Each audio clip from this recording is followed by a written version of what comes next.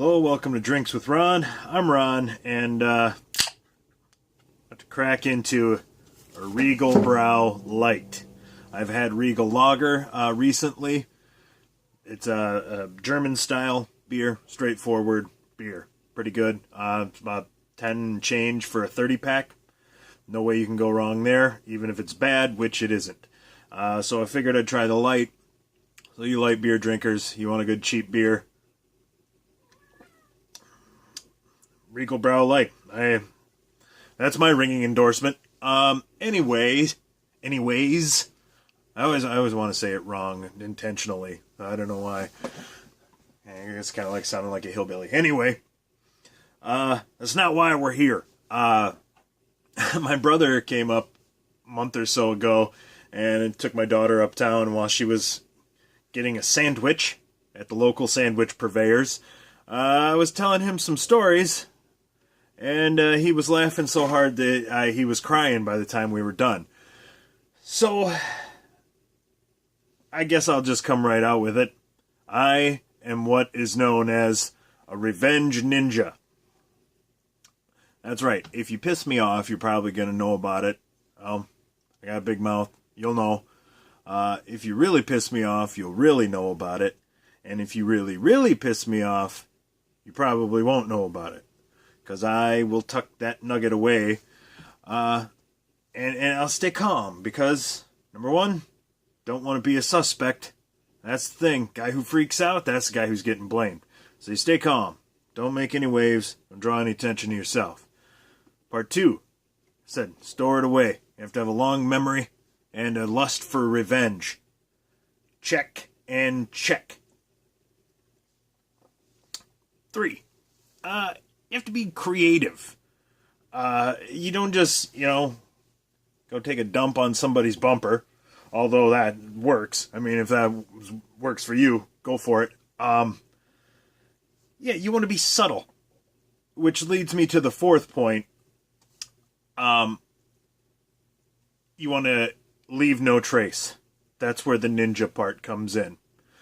So, the problem with this is, I obviously can't tell you my best stories, or that would totally undo the ninja portion of this. So, keep in mind, I'll tell you a few, and just remember, these are not the best ones.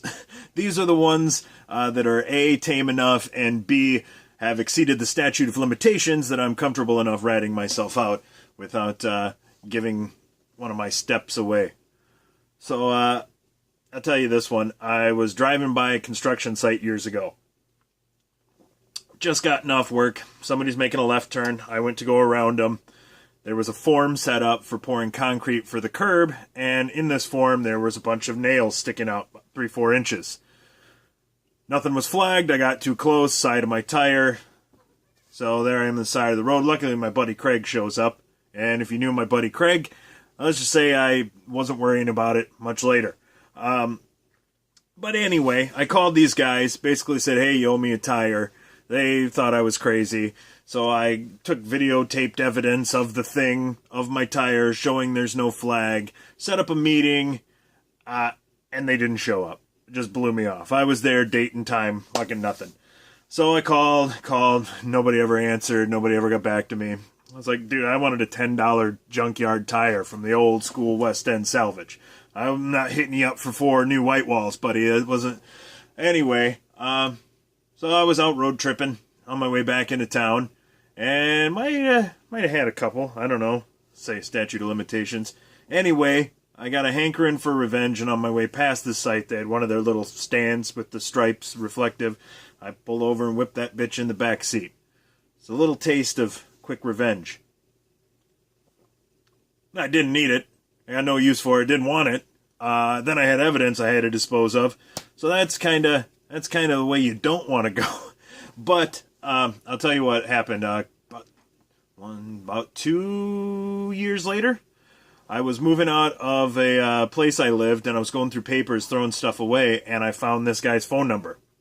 So like I say, 2.5 years after the fact, call him up like 2 in the morning, call his office line. Sure enough, same guy, same name, matched it to the sheet. Hey, Fred!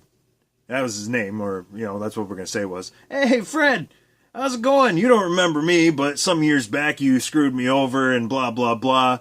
Well, anyway, you were just a real asshole, and I just wanted to say fuck you, and I hope you have a real shitty day. Okay, thanks, Fred. And hang up. You know, hands are clean. Just get in and get out. Fuck you. Creative. Nobody gets hurt. So I felt pretty good about putting that one to bed. Then there's another one. We had a guy. I have a fantasy football problem. We had a guy, screw around league, whatever. He never put his lineup in. And it really screwed up the league, pissed me off, pissed a bunch of people off. I was cool with it, like, wasn't mad at him or anything. It was just like, dude, dick move. So, I'm looking through, years later, I'm looking through his profile and find out that he's in like a hardcore money league. Like one where you not only, they're probably playing amongst themselves, but you also had to pay the site to be in the league. So dude was paying like 25, and I was like, so I got all pissed. It's like, oh, you couldn't even set your lineup in our league, but in this thing, you're paying out. So, my long memory, I happen to remember the day of the draft.